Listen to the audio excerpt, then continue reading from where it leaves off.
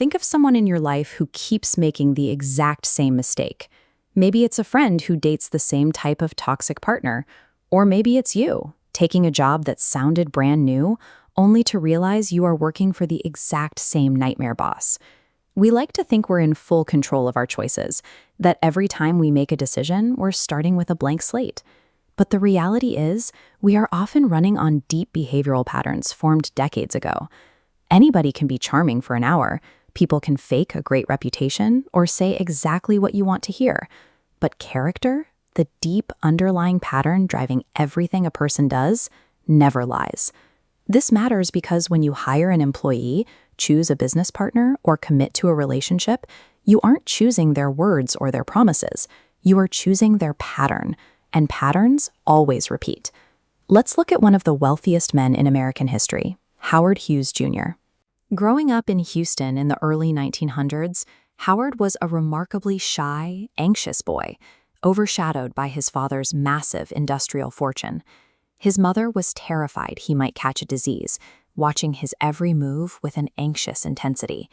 Then, in the span of just 2 years, both of his parents died.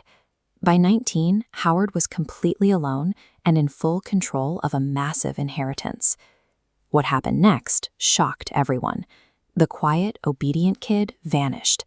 In his place was a hyper-aggressive, controlling micromanager who immediately began firing directors and anyone else he couldn't personally control. He spent the rest of his life locked in a specific loop. He would build incredible public empires, directing movies, designing planes, only to destroy his own private world because he was too paranoid to trust anyone else. Hughes's relatives only saw the surface changes. They missed the actual engine driving him, a terror of losing control so deep he preferred destroying everything over depending on another human being. We can look at character as a structure built in 4 distinct layers over the course of your life. The foundation is layer 1, genetics. This is the way your brain is wired from the moment you're born, setting your baseline for things like how easily you get anxious or how intense your moods are. Above that, we add layer 2, early attachment. During your first few years, the way your caregivers responded to you built your psychological framing. A distant parent might build an adult who avoids relying on others, while an inconsistent parent creates an adult who pulls people close, then pushes them away. Next come the walls. Layer 3 is your habits and strategies.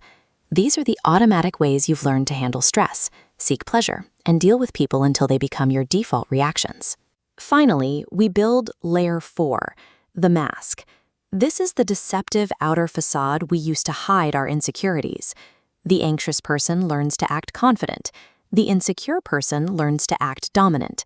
Most of our mistakes in hiring or dating happen because we evaluate a person based entirely on their shiny mask, completely ignoring the structural integrity underneath.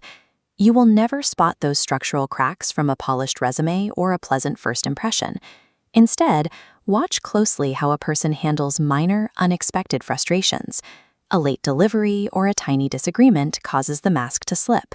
Those small moments reveal more than big performances. Look at their history of relationships. Do their friendships and partnerships last, or is there a trail of sudden, dramatic endings? Pay attention to how they talk about past failures. Do they take responsibility, or is it always someone else's fault? Charisma is easy to fake on a good day.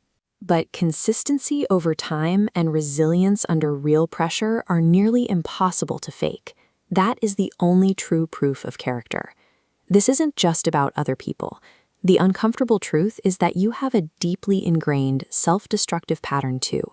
We all have those blind spots. You know that mistake you swear you'll never make again, and then under stress, you do it anyway. Real power isn't about being flawless. It's about doing the uncomfortable work of identifying your own hidden structural layers. Once you see your own pattern, you can start building systems and boundaries to interrupt those default behaviors before they ruin your progress. You cannot out-talk your character. You can only out-design it by seeing the pattern clearly enough to finally break the cycle.